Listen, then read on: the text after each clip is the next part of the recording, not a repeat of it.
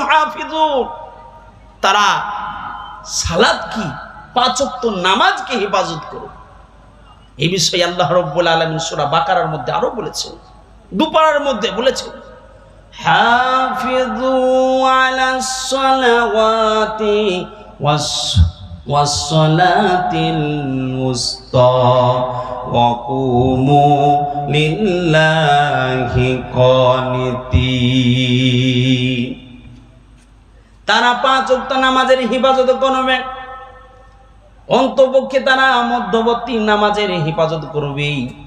মধ্যবর্তী আপনার নামাজ বলতে গিয়ে বোঝানো হয়েছে আসরের নামাজকে বোঝানো হয়েছে। আসরের নামাজের হেফাজত করবে। যদি এই 7টা গুণ যদি আমাদের জীবনে ধারণ করতে পারি, আল্লাহ রাব্বুল আলামিন খুশি হয়ে তারপরে আয়াতই বলে দিয়েছেন, উলা